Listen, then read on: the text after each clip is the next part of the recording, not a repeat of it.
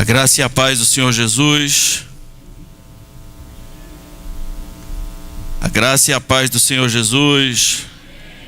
Às vezes eu fico pensando que algumas pessoas nem têm graça, nem têm paz. Alguns são sem graça, mas... Tipo, valendo, a graça e a paz do Senhor Jesus. Abra sua... Nunca mais seja sem graça, né?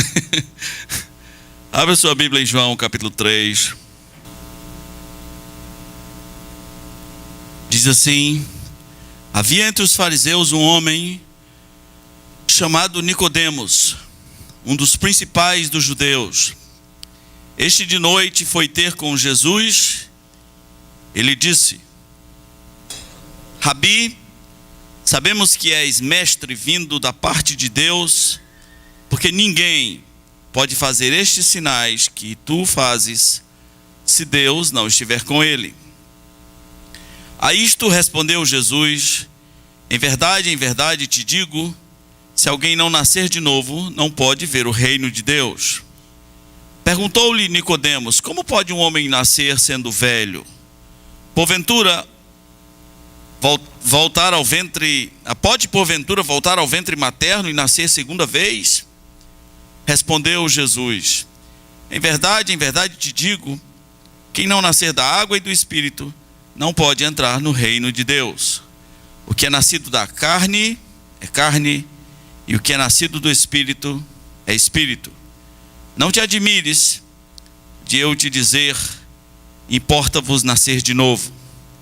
O vento sopra onde quer, ouves a sua voz, mas não sabes de onde vem, nem para onde vai. Assim é todo o que é nascido do Espírito.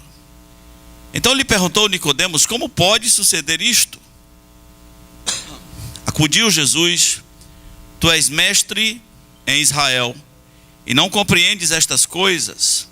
Em verdade te digo que nós dizemos o que sabemos e testificamos o que temos visto, contudo não aceitais o nosso testemunho. Se tratando de coisas terrenas não me credes, como crereis se vos falar das celestiais? Ora, ninguém subiu ao céu, senão aquele que de lá desceu, a saber, o Filho do Homem que está no céu. E do modo porque Moisés levantou a serpente no deserto, assim importa que o Filho do Homem seja levantado, para que todo o que nele crê tenha a vida eterna.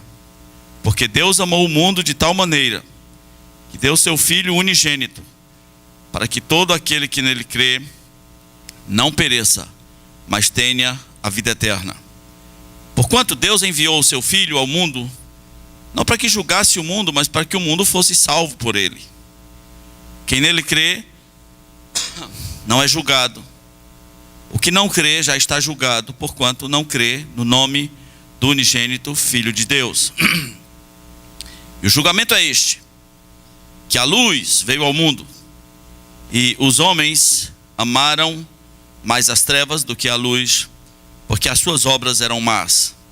Pois todo aquele que ama e pratica o mal aborrece a luz, e não se chega para a luz, a fim de não serem arguidas as suas obras. Quem pratica a verdade aproxima-se da luz, a fim de que suas obras sejam manifestas, porque feitas em Deus. Vamos orar. Senhor nosso Deus, nós te louvamos porque o Senhor está presente. Tua palavra nos diz: o Senhor é socorro bem presente, nosso refúgio e fortaleza, socorro bem presente na tribulação e em todos os momentos. Nós te agradecemos por essa presença e pedimos, meu Pai, que essa presença santa se faça mais evidente a nós por meio da tua palavra e das coisas que nós vamos descobrir e desfrutar através dela. Opera em nossos corações, derramando aqui hoje à noite abundantemente tua palavra sobre a tua salvação, sobre o teu Filho Jesus pendurado numa cruz. Nós pedimos em nome de Jesus. Amém. Eu não sei porque quem vai falar sobre Nicodemos geralmente para nos primeiros versículos de João 3. A conversa se estende até o versículo 21, a conversa não é interrompida. Jesus vai explicando sua morte na cruz para Nicodemos.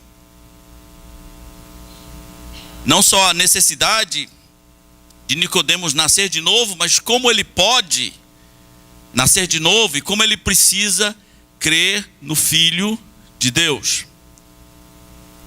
Você já deve ter ouvido muitas vezes a história de Nicodemos. Tem até um hino do cantor cristão sobre Nicodemos, sobre o rico que foi de noite conversar com Jesus, e Jesus disse para ele, disse o quê? Importa o quê? Importa nascer de novo, importa renascer.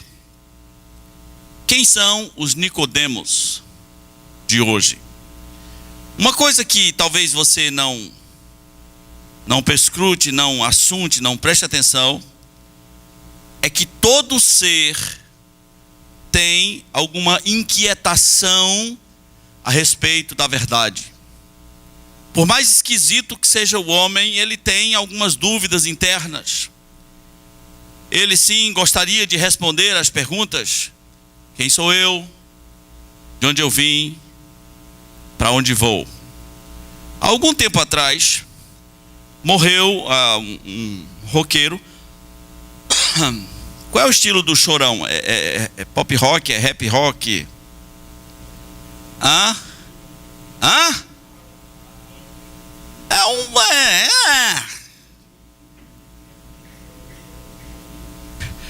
É como disse o cara, ele é eclético. Aí o cara falou, ele é esquelético, né?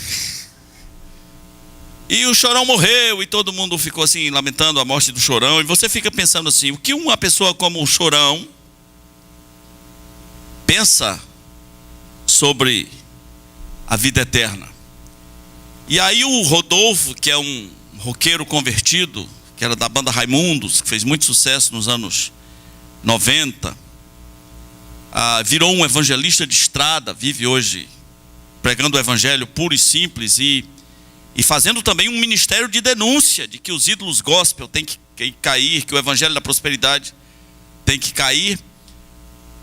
O Rodolfo disse que um dia o Chorão lhe procurou e perguntou, que parada é essa? Que história é? Como é que é isso aí? Essa tua fé, esse negócio aí que tu tá, essa onda desse teu momento, do jeito dele, né? E o Rodolfo disse que lhe explicou o evangelho, lhe falou sobre Jesus. Os efeitos que isso teve no coração do Chorão, eu não sei. Só a eternidade dirá. Mas eu estou contando essa história para você entender que todo ser tem inquietações. Toda pessoa tem dúvidas internas. Por mais ateu que seja, por mais agnóstico, por mais cético que seja, ele tem inquietações, tem perguntas, tem dúvidas. Nicodemos é uma dessas pessoas. Ele vem a Jesus com dúvidas, com inquietações. Agora, é bom você entender uma coisa: o que faz ele sair do seu lugar e ir até a Jesus é que ele vê em Jesus alguém que ele pode confiar, que ele pode chegar, que ele pode ter uma conversa aberta sobre suas dúvidas internas a respeito da vida eterna. Infelizmente, a maioria dos crentes não é essa pessoa em que os outros gostariam de confiar. A maioria dos crentes não é essa pessoa em que os outros diriam, eu vou até a casa dele, eu vou fazer perguntas, eu tenho dúvidas, eu tenho inquietações. E quanto mais eu vejo a pessoas pregando, me parece que se prega um evangelho repelente. Não é um evangelho para atrair o pecador, mas para repelir, para afastar o pecador. E quanto mais moralista, mais repelente. Quanto mais formal, mais repelente.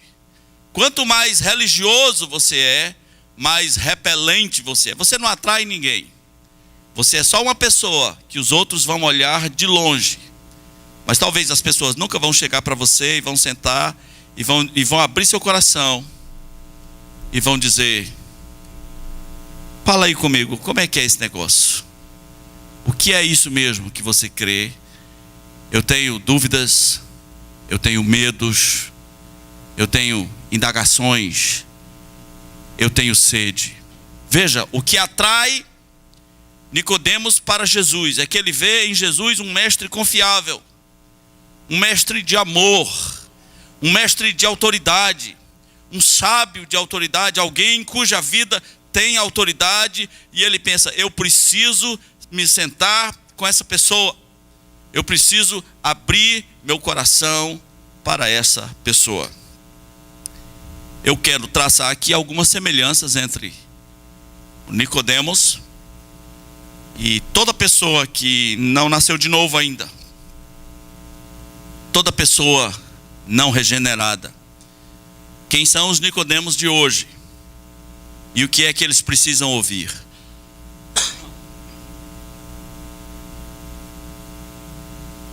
Primeiro, os Nicodemos de hoje podem vir de qualquer lugar. A sua mente estreita talvez não pense isso. Por exemplo, me assusta em Rio Branco que quando se fala de pregar o evangelho, é pregar o evangelho na periferia. Isso para mim é meio assustador. E para algumas pessoas, pregar o evangelho é pregar o evangelho na zona rural. Fazer missões é fazer missões em lugares longínquos. Eu gosto de passar em bairros ricos. Eu tenho uma certa visão para bairro rico. E eu gosto de passar em bairro rico e detectar: não tem igreja nenhuma, não tem nada. Agora faça a mesma comparação num bairro de periferia, né? É muito ou é pouca igreja? É muito ou é pouca? São vizinhas. O que já é um negócio antiético, né? Eu sou do tempo que se tem uma igreja, você não abre uma nem perto, quanto mais vizinho. Como é que você abre uma igreja vizinho da outra? Qual é a mensagem que você está passando, né? Eu sou mais importante que ele, eu vou derrubá-lo, eu vou abrir a concorrência ao lado dele. Você passa na periferia, as pessoas estão disputando ali as almas no tapa. Você passa no ramal, às vezes no mesmo ramal, 3, 4 igrejas. Mas meu Deus do céu, parece que tem mais igrejas do que gente. Porque não existe uma visão de que o rico também tem uma alma. Tem ou não? O rico também tem uma alma, o rico também tem as suas carências, o rico também precisa ser salvo. Parece que nós já condenamos algumas pessoas, que nós escolhemos algumas pessoas da sociedade e pensamos assim: aquele não tem jeito, aquele não tem jeito, aquele não tem jeito. Eu vou pregar para quem? Para a periferia, né? Para quem todo mundo já está pregando. Meus irmãos, o Nicodemos moderno pode vir de qualquer lugar. De onde vem esse Nicodemos aqui? A última frase do versículo 1 diz que ele era um dos principais dos judeus. Ele não é pouca coisa. Ele é um dos principais dos judeus. Ele é um dos líderes do conselho judaico. É um homem que tem forte influência sobre a nação. E o que ele quer, e o que ele precisa? Palavra de vida. Palavras de vida eterna. Ele precisa de coisas que nunca disseram para ele. O Nicodemos moderno, meus irmãos, pode vir de qualquer lugar. Sim, ele pode vir da periferia. Ele pode vir do presídio. Ele pode vir de ambientes barra pesada. Pode vir da classe média. Mas ele pode vir da classe alta. Ele pode ser um líder de influência como Nicodemos. Eles estão em toda parte. E eles têm as mesmas questões que nem mesmo eles sabem que são. Muito menos sabem as respostas. E as mesmas questões são: quem sou eu? De onde eu vim? Para onde eu vou? Dificilmente alguém vai saber formular essas necessidades em palavras. eles podem vir de qualquer lugar. Um dos principais dos judeus. Ele vinha ouvindo falar de Jesus. Ele talvez estava naquela comissão que foi interrogar João Batista. Em João capítulo 1, 24, quando eles chegaram para João Batista e disseram: você é o Messias? E João diz: eu não sou. Mas ele está vindo aí. O Messias está vindo aí. Ele vem, ele é o Salvador, ele é o Cordeiro de Deus que tira o pecado do mundo. E Nicodemos, do seu jeito, de longe, observando, ouvindo detalhes, ouvindo a palavra, estava sedento. E agora vem para Jesus fazer as perguntas fatais. O Nicodemos também, semelhante aos Nicodemos de hoje, precisam nascer de novo. Não só pessoas que estão no mundo, mas muita gente da igreja precisa nascer de novo. Precisa disso. Você olha para pessoas na igreja que não tem transformação, não tem valores, não tem critérios. Se você conviver com a pessoa, você vai observar, faz tudo errado, tem o dom de ser torto. Frequentemente vai ao mundo, vive no mundo, é uma ida constante, é uma visita constante, é uma convivência constante no mundo, não se vê nenhum sinal de transformação. Aí as pessoas dizem assim: ele precisa se reconciliar. Não precisa não. Ele precisa de quê? Nascer de novo. Não é possível que o evangelho entrou na vida da pessoa e só produziu coisas erradas. Não é possível. A Bíblia diz: o que é nascido da carne é o quê? É carne. É bisteca, é isso aí, irmão. Qual é a carne mais barata que tem, né? É pescoço? Qual é que está mais barata aí? É costela. Costela mal feita isso aí, hein? O que é nascido da carne é carne. Nasceu da carne, só tem coisas carnais para compartilhar, para transmitir, para viver. O que é nascido da carne é carne. O que é nascido do espírito é espírito. Agora, o homem não convertido precisa entender que ele tem que nascer de novo. Nascer de novo é uma maneira de dizer que tudo tem que mudar. Nicodemos não entende. Não entende-se. A semelhança dos Nicodemos modernos, ele também não entende. As pessoas me fazem cada coisa, me fazem cada pergunta, não é?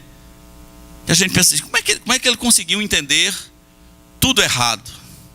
Então, quando Jesus diz: você tem que nascer de novo, acredite, Nicodemos, um dos principais dos judeus, ele está pensando que Jesus está falando de entrar na barriga da mulher e nascer de novo.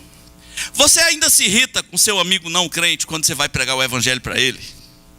Que ele faz perguntas esquisitas. Como é que você reage? Você diz: tu é burro, hein? Tu é analfabeto de pai e Bíblia. As coisas não entram na tua cabeça. Ora bola, se Jesus, o mestre dos mestres, está transmitindo um conceito poderosíssimo, e um homem inteligente como Nicodemos está pensando em que Jesus está dizendo que o homem tem que entrar na barriga da mulher para sair de novo, então o seu amigo pode pensar qualquer coisa. O seu amigo pode fazer qualquer pergunta estúpida. É normal, tanto para aquele Nicodemos como para os Nicodemos de hoje. Porque a Bíblia diz: o homem natural não compreende as coisas de Deus, porque elas se discernem espiritualmente. Então seja amoroso quando alguém lhe fizer uma pergunta estúpida. Não parece estúpido isso que Nicodemos está dizendo? O homem entrar na barriga da mulher, no ventre da sua mãe, para sair de novo? É claro. Ele não entende que Jesus está falando de uma coisa poderosa que precisa acontecer. Você sabe o que é nascer de novo? Nascer de novo não é dizer eu aceito uma tua religião. Nascer de novo não é mudar de religião. Nascer de novo é o equivalente de nascer do alto. É uma coisa sobrenatural, cujo fato transcende as palavras. Não há palavras para explicar. É dito no Novo Testamento com várias outras expressões. Às vezes é chamado de regeneração. Foi regerado. Foi gerado outra vez. Houve alguma coisa que aconteceu dentro do indivíduo, uma vida nova veio a ele. Efésios capítulo 2, versículo 1. Ele nos deu vida. Estando nós mortos nos nossos delitos e pecados, veio uma vida do céu e entrou em nós. E conversão só acontece se surgir isso, uma vida de Deus entrar no indivíduo. Fora disso, o que existe é simpatia pelo evangelho, convencimento intelectual. Você que é evangelista, você precisa tomar cuidado para você não forçar a barra. Porque se você forçar a barra, o sujeito diz sim. Você mostra todos os argumentos e diz, e agora? Você vai aceitar Jesus ou não? O cara diz, aceito. Aceito Jesus, Kardec, Maria. Quem for para aceitar, Irineu Serra, eu estou aceitando essa, mas é claro que eu aceito. Como é que eu vou rejeitar Jesus? E nós, às vezes, querendo ganhar almas, nós tentamos converter a alma na força do argumento. E a Bíblia diz, não é por força, nem por violência, mas pelo meu espírito, diz o Senhor dos Exércitos. A conversão só acontece quando uma pessoa nasce de novo. E você que está aqui, precisa saber disso. Jesus disse para Nicodemos e ele diz para você, tem que nascer de novo, filho. Quando você nasceu nesse mundo, você nasceu no mundo carnal, mas você ainda não teve o seu nascimento espiritual.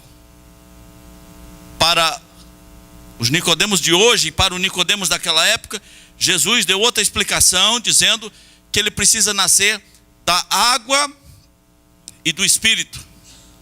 A água é a palavra de Deus, explicada em Efésios 5, explicada em 1 Pedro capítulo 1, que nós recebemos a lavagem da água viva, da água pura. Foi feita uma lavagem em nós pela palavra. A fé vem pelo ouvir e ouvir a palavra de Deus. Você precisa nascer da palavra.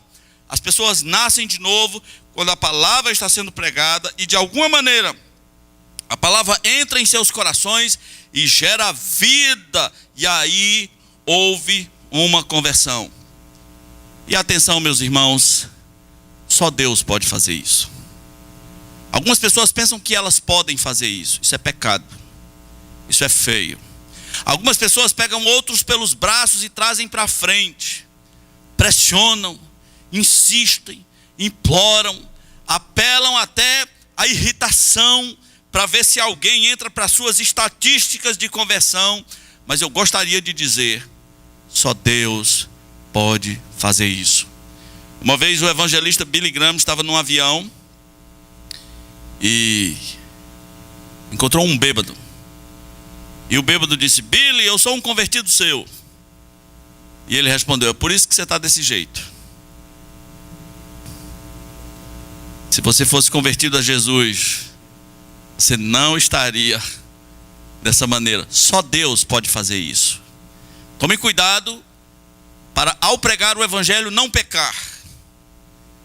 Tome cuidado para não querer ser o Espírito Santo.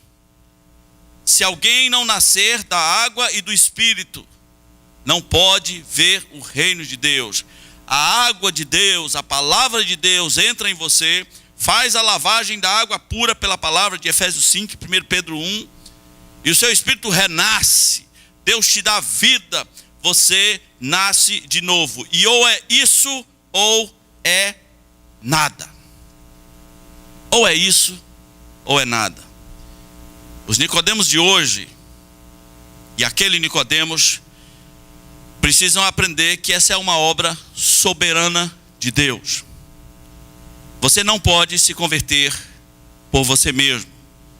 Jesus usou a ilustração do vento. Ninguém tem domínio sobre o vento. Não há domínio nenhum. O crente peca muito quando o assunto é conversão. Eles pensam assim: tal pastor pregando se converterá pessoas. Tal irmão pregando nunca se converterá pessoas. Eu conheço os lugares onde a palavra não, as conversões não param de acontecer. E os pregadores são simples. Simples. E por que se converte tanta gente lá? Porque essa é uma obra soberana de Deus. É como o vento. Jesus disse: o vento, só para onde o vento? Onde ele quer. Não é onde as pessoas acham que ele vai soprar. O vento sopra aonde quer. Quando uma igreja não está crescendo, alguém tem o seguinte raciocínio: eu já sei o que é. Eu sei porque a igreja não está crescendo. Pecado. 2 mais 2 é 4. Se não está crescendo, então pecado. Digo, já pensou se a gente aplicasse a mesma regra ou a regra contrária para a igreja que está crescendo? Se uma igreja estivesse crescendo e a gente dissesse assim: eu já sei o que é. A ausência de pecado. Eles não pecam, por isso ele cresce. Isso é verdade?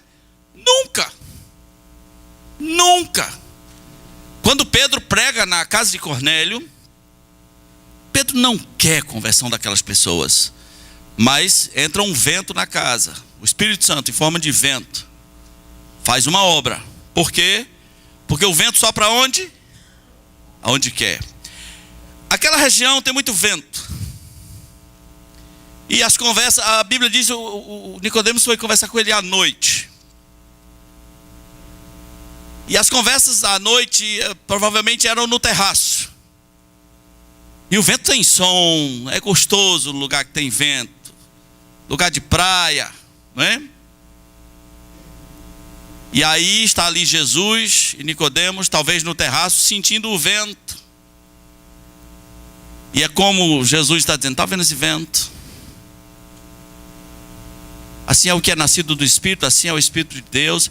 Ele sopra onde quer, você até ouve, mas você não sabe para onde ele vai. É assim que você crê no Senhor?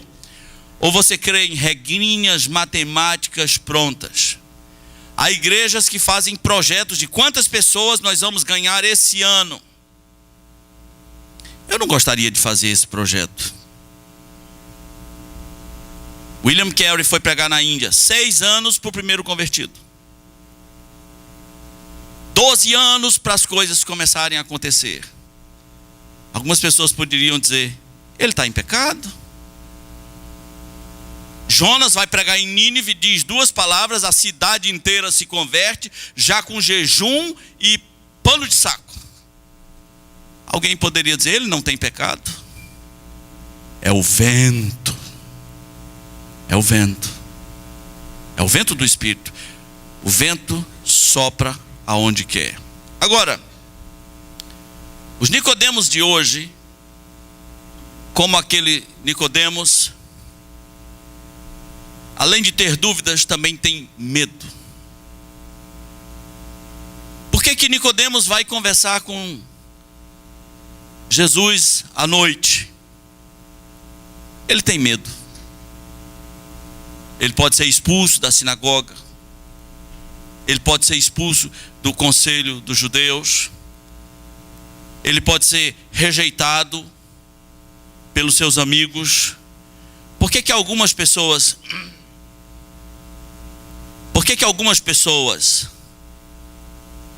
não se aproximam do Evangelho? Eles têm medo. Você sabe que tem gente que nunca entrou numa igreja de crente.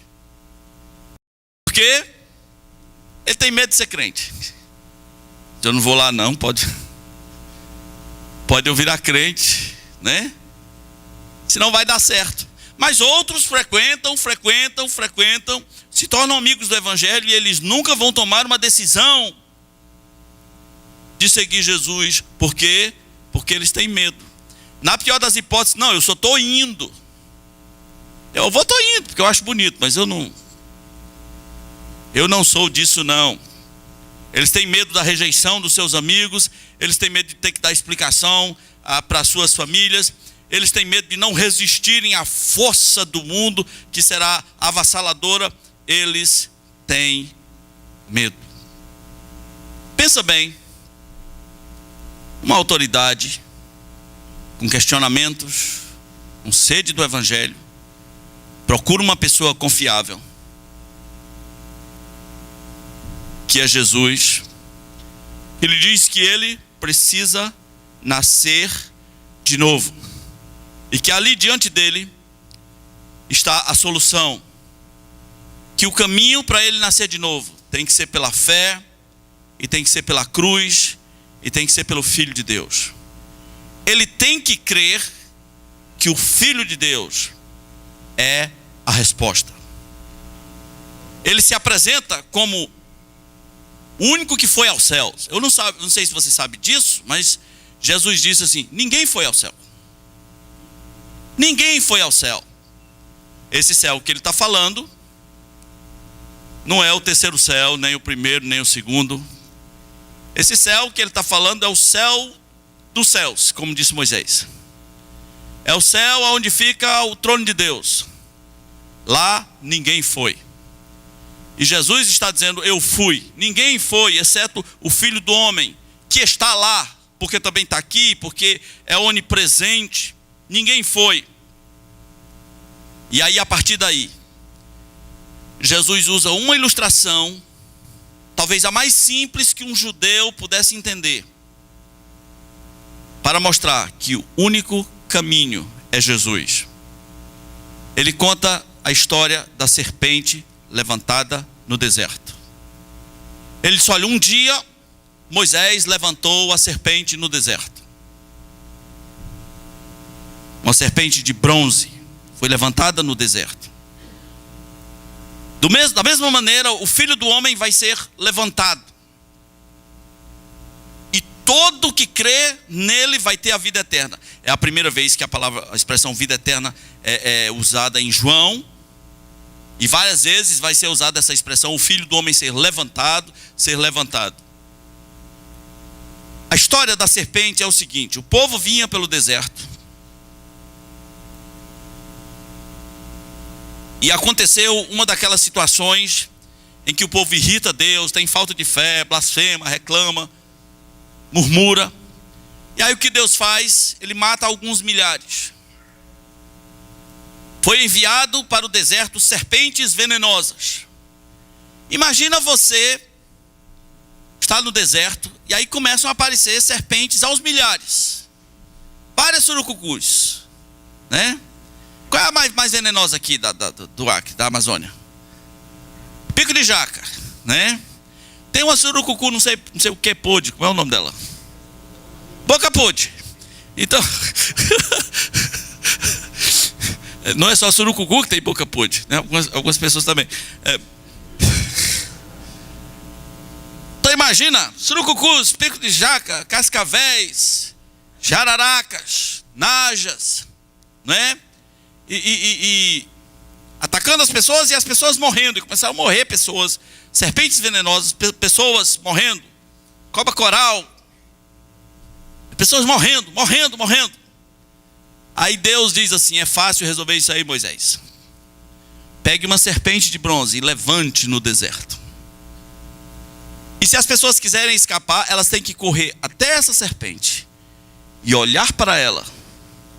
Se elas estiverem contaminadas, elas serão saradas. Essa ilustração é muito poderosa que Jesus está dizendo, porque ele está dizendo que aquela serpente representa ele.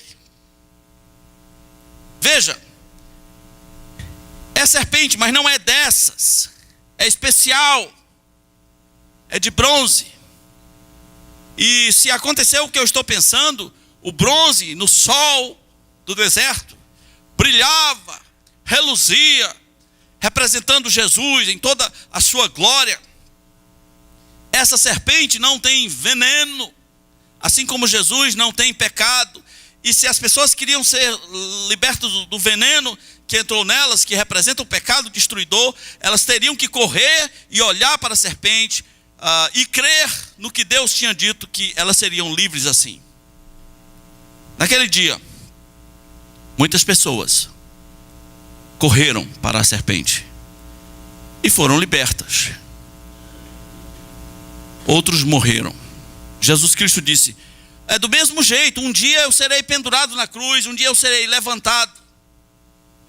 Os profetas diziam a mensagem: olhem para mim e sejam salvos. Eu tenho a impressão, eu não sei se é porque foi isso que aconteceu comigo, que enquanto o ser humano não tem essa visão de Jesus Cristo pendurado na cruz e é por você, enquanto isso não é claro, é apenas religião.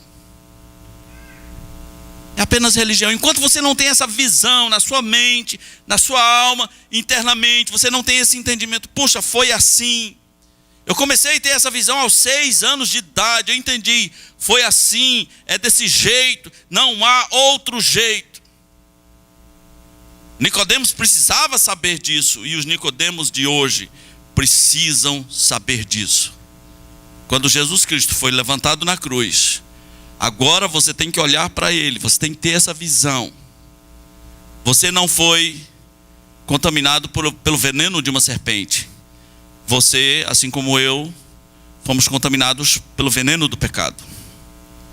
E se não olharmos para Jesus e dissermos: Senhor, tem misericórdia de mim, perdoa o meu pecado, não seremos salvos. Não há outro jeito. É assim que se nasce de novo. É pela fé, é pelo Filho, é pela cruz, pelo Filho pendurado na cruz.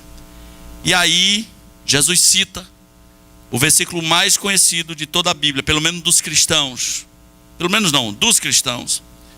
O versículo mais conhecido dos cristãos, João 3,16. Eu vou contar até 3, vocês vão dizer juntos, sem olhar para a Bíblia, porque é tão fácil para você, né? Vamos lá? 1, 2, 3.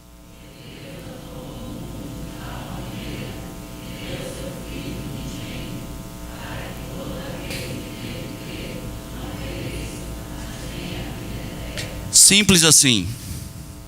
É um ato soberano de Deus. Isso não quer dizer que todo mundo vai ser salvo. Quem vai ser salvo? Todo aquele que nele crê. Quem vai crer? Eu não sei. Não sabemos. A palavra será pregada. Eu não sei quem vai crer. Você não sabe quem vai crer. Mas todo aquele que nele crê será salvo. Quando as pessoas olharam para a serpente de bronze, a libertação foi instantânea. Quando você olha para Jesus, sua salvação, sua libertação do pecado, talvez não dos pecados, mas do pecado, como aquilo que te levaria para o inferno, a libertação desse vírus é instantânea, porque Deus já lidou com isso na cruz. Deus já crucificou o pecado, já crucificou o nosso velho homem.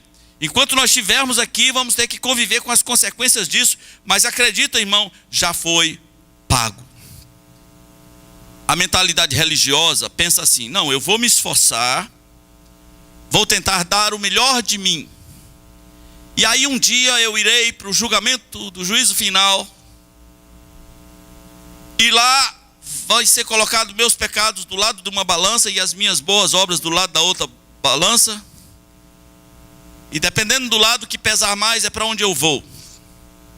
Se os pecados pesarem mais, estou lascado, vou para o inferno. Se as boas obras pesarem mais, estou na boa, vou para o céu. É assim que pensa um homem religioso. Como pensa um homem cristão? Como pensa alguém que nasceu de novo? Nem tem julgamento. João capítulo 3, versículo 18. Quem nele crê, o que acontece? Não é julgado. O que não crê, ferrou, né? Já está julgado. Quem nele crê nem tem julgamento. Eu já vi hinos de inários cantando: o dia que chegarmos no grande trono branco, no julgamento. Que julgamento, irmãos? Em Jesus nós já fomos julgados, sepultados, condenados, mortos em Cristo.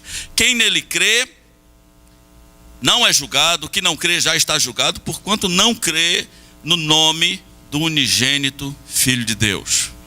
Em João 5:24 ele disse: quem crê em mim, quem crê na minha palavra e crê naquele que me enviou, não entra em juízo. Não é bonito isso? Não entra, não tem negócio de julgamento. Não entra em juízo, mas já passou da morte para a vida.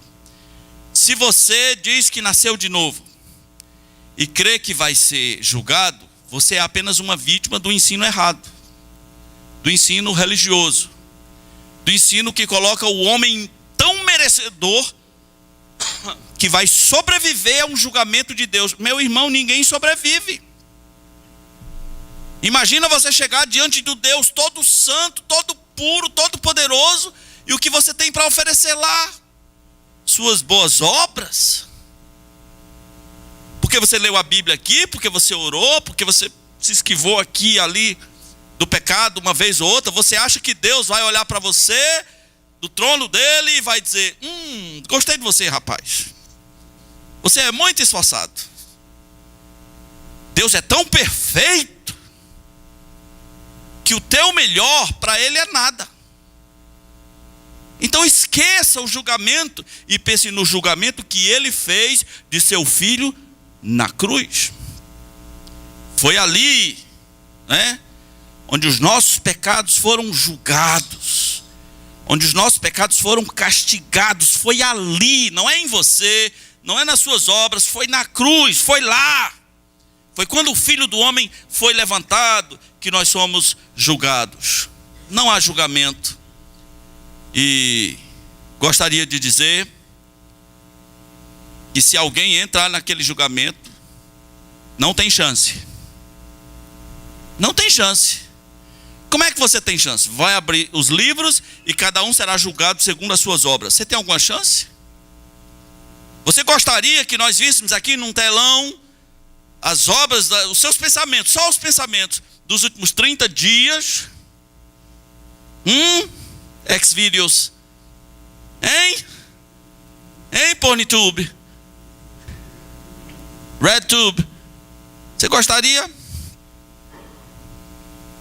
Tá bom, dos últimos 20, vou aliviar. Ninguém tem chance se entrar naquele julgamento. Aquele julgamento não é para salvar, é só para condenar. Ele é o grande trono branco.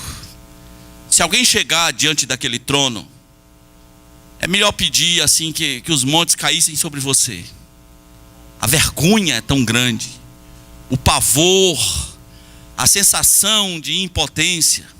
Ora, se os julgamentos aqui na terra, o sujeito já fica de cabeça baixa, não é? Humilhado por um crimezinho, um crime. Agora imagina você ser julgado por todos os teus crimes contra Deus, todas as desobediências.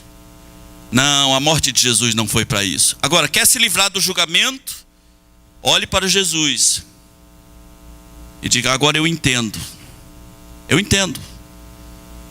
Alguns ateus acusam de Deus de ser perverso demais. Se ele existe, como é que ele foi tão perverso para mandar o filho dele? Como é que ele mata o próprio filho? Pois é. Foi um julgamento caro por amor a mim e a você. 3 dias depois, seu filho ressuscitou. E agora ele vai julgar você se você não se arrepender. Como diz o chamado credo apostólico, né? Creio em Jesus Cristo, que foi morto, ressuscitou ao 3º dia, está assentado à direita de Deus, de onde vai vir julgar os vivos e os mortos. Os Nicodemos de hoje precisam saber: tem um julgamento se aproximando. E ele é, num certo sentido, um pouco depois da tua morte. Você vai querer enfrentar o julgamento de Deus? Ou você vai querer receber o presente que Deus deu, julgando os teus pecados em Jesus? Baixe sua cabeça, vamos orar. Vamos orar. Se Deus está operando alguma convicção de salvação hoje, apenas responda a Deus. Diga: eu quero, eu me rendo. E procure alguém aqui dessa igreja, procure o pastor Ernesto, procure algum dos líderes, procure a mim. E diga: eu quero receber Jesus, eu quero que Ele seja o meu Salvador. Entendi que eu preciso de alguém que me livre do julgamento eterno que se aproxima. Entendi a serpente de bronze. Entendi o Filho de Deus levantado na cruz que me livra do pecado. Entendi o novo nascimento, acho que até já nasci de novo. Me sinto diferente, sinto um poder em mim que não havia antes. Se é isso que Deus está fazendo em você, meu irmão, diga: sim, Deus, minha vida é tua. Perdoa meus pecados, escreva meu nome no livro da vida. E confesse isso aos irmãos, confesse isso à igreja. Seja batizado, não se acovarde. Seja batizado, produza frutos, viva uma vida que vale a pena. Você só tem uma. Viva uma que vale a pena para glorificar a Deus. Seja confiável para os seus amigos, não dê a eles mensagem dupla. Queira ser como Jesus. Viva uma vida na qual os seus amigos vão querer sentar e vão dizer assim: o que é que está acontecendo? Me fala aí, me compartilha do Evangelho. Se essas coisas estão acontecendo, o Espírito de Deus está trabalhando em você. E que Deus te abençoe. E que você dê muitos e muitos frutos para a glória de Deus. Nosso Deus, nós entendemos a Tua palavra que nos diz que assim como a serpente de bronze foi levantada no deserto, assim um dia o Teu Filho seria levantado, para que pessoas como nós, que nem não estiveram lá, mas possam olhar para Jesus na nossa mente, com os olhos da fé, e receber o perdão instantâneo do veneno do mal, do veneno do pecado, da contaminação que leva a alma dos homens para o inferno. Ajuda-nos a pregar essa mensagem com paixão, com ardor, com fervor, como o Teu Filho pregava. Que sejamos confiáveis e que pessoas venham a nós e tenham sede, e que nós, com amor, possamos falar a elas, a todas elas, Senhor. Pedimos em nome de Jesus, nosso Salvador. Amém.